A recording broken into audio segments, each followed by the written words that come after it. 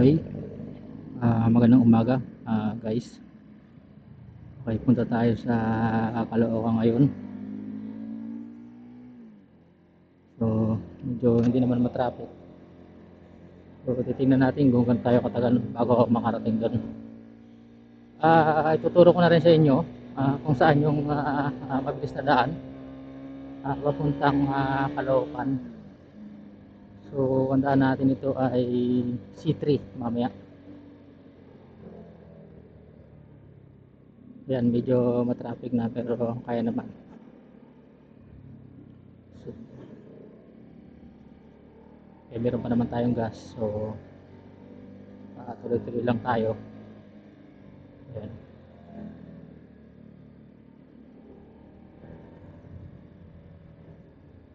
Actually, bihira talaga ako mag motor. Yun, pag may time yan, motor tayo. Pero hindi natin to ginagamit araw-araw. So pag ano lang, pag gusto lang. Kunwari, yung mag commute yan, magmomotor. Pero kadalasan na commute kasi parang nakakapagod. Kaya mas magandang naka-commute lang. Nakaupo ka lang.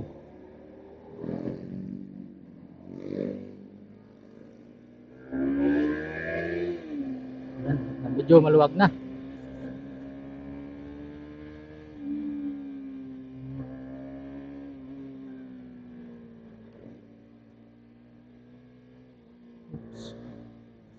Doon tayo makabuelo. Dikitan kasi yung mga sasakyan. Tayo makabuelo eh. So mamaya doon. Maluwag doon sa C3. Dati hindi ako dumadaan doon. Kasi hindi ko pa siya alam. Kaya ang daan ko C5. So ang tagal. Dumadaan ako ng market. Yan, dinadaan ako yan. Tapos C5. Then pagdating dun sa may Muñoz kaliwa, no, so layo talaga. So ayun, natuklasan ko na meron palang ibang alternative na way papunta sa Caloocan, mas mabilis. Kaya doon ako ngayon dumadaan, pero nakailang daan pa lang naman ako papunta ron. So okay naman siya, no, hindi siya ganun kalayo, tsaka iwas sa traffic. So ang ano lang doon pag linggo, tulad ngayon, yung mga nagjo-jogging doon sa sa Ruas Boulevard, yun ang ano mo, iiwasan mo kasi hinarangan nila yung daan. So mahirap talaga, kaya umiikot din. Pero kung wala namang wala namang harang doon, wala namang mga nagjo-jogging doon, so talagang dire-diretso ka lang. Dadaanan mo rin yung pier doon eh, yung mga malalaking container van, dahil pier yung lugar na yon. So dadaanan mo talaga. So pag sa gabi maganda rin dun kasi halos tuloy-tuloy yung sasakyan, no, bibili sila. So sasabayan mo lang. Kaya lang syempre mag-ingat ka kasi sabayan mo yung mga malalaking sasakyan, baka hindi ka mapansin. So kailangan mong dumistansya. Saka tayo ka naka-monitor sa side mirror mo. So ito, no, nasa may dulo na tayo ng Sapote. Galing pala tayo ng Sapote. So nasa dulo na tayo. So, diretso lang tayo diyan hanggang doon sa dulo. Yan. So hindi tayo kakanan diyan kasi ano yan, sa expressway yan. Hindi tayo kakaliwa pala. So diretso lang tayo. Yan. So, maluwag naman dito sa lugar na to.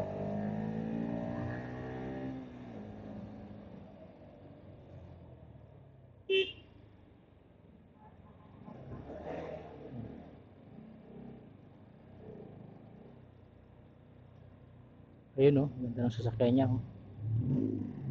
sports car. Balang araw magkaroon din ako ng ganyan, no? So yan sa mga kaligayahan ng isang tao, magkaroon ng sports car.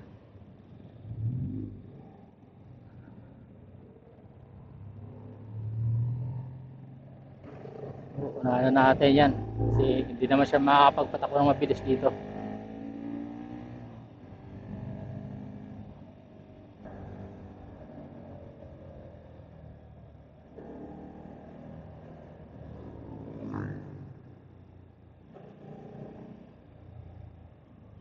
Yung dati may kainan sa lugar na to eh.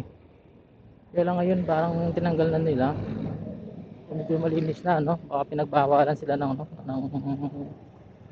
ano rito, government na magganyan. Tayo ng kainan dyan sa gilid ng daan.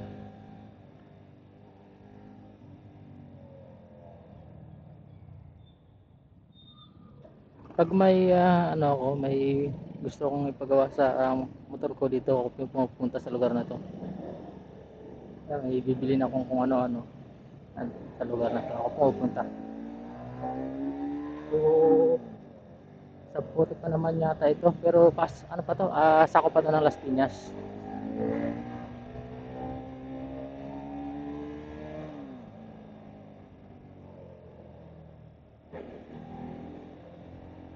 So ayun, no, dapat alerto ka. Minsan kasi nakakalimutan nating patayin yung signal light.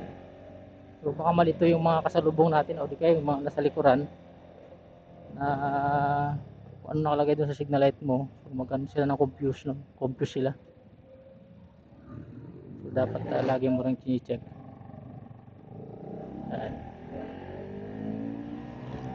So hospital to ng Las Piñas, dito madadaanan natin. Ito sa banda dyan sa kanan ko. Hospital yan.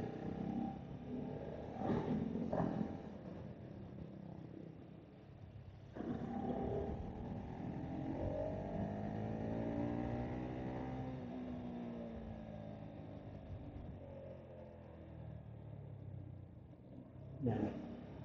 Pero kung gabi to, mabilis lang to eh. Araw kasi ngayon kaya yan. Yung dami rin sasakyan. Nabibitin tayo sa buwelo.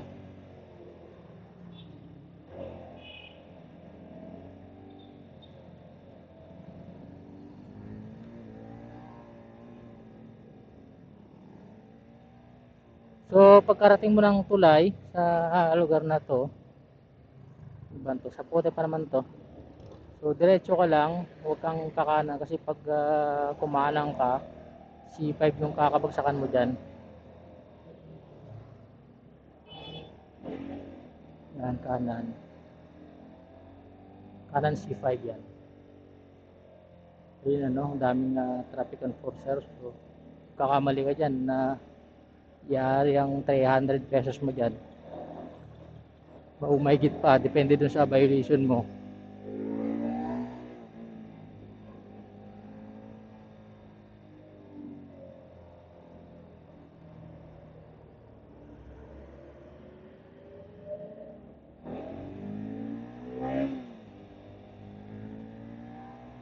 Buti na lang napaayos ko na yung nito, yung clutch lining.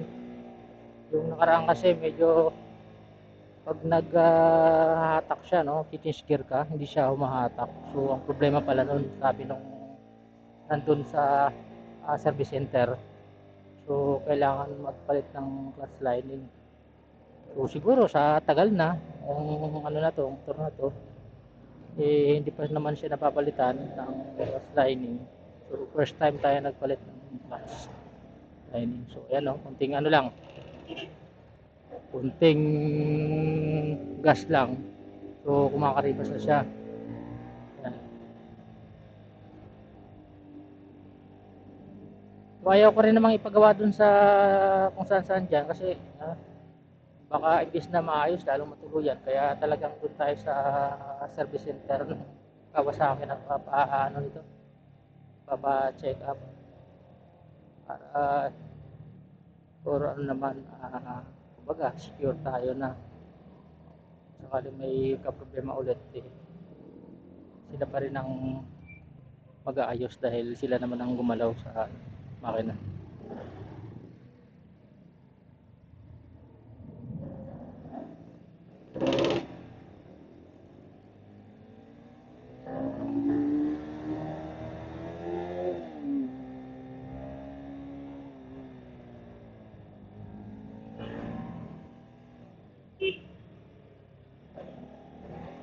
Yan pag traffic, ano to, pedestrian lane. So, dandalan tayo kasi ang dami tumatawid dyan.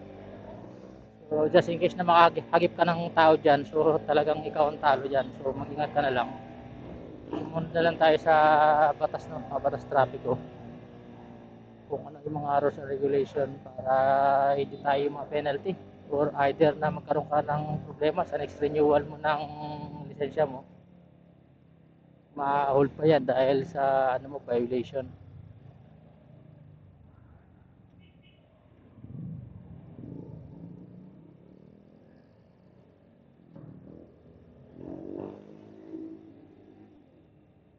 Daming na-traffic na. Oops.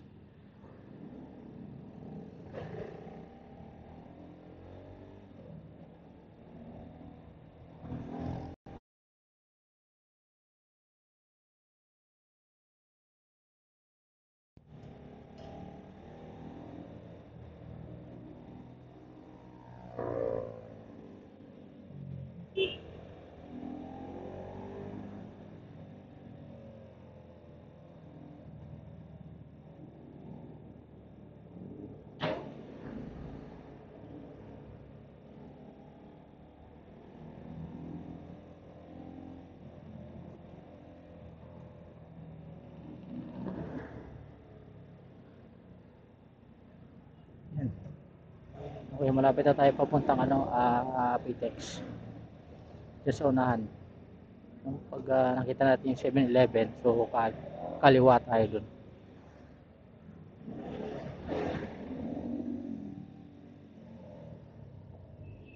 Ito, hindi ko alam kung saan ang punta ng daan na to. Yung daan na yun.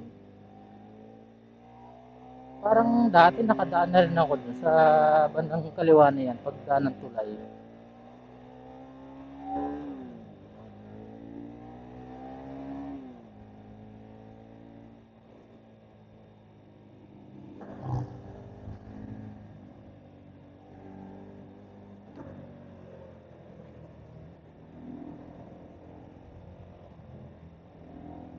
So yan, malapit na no. Kaliwa tayo dyan pagdating natin ng 7-Eleven.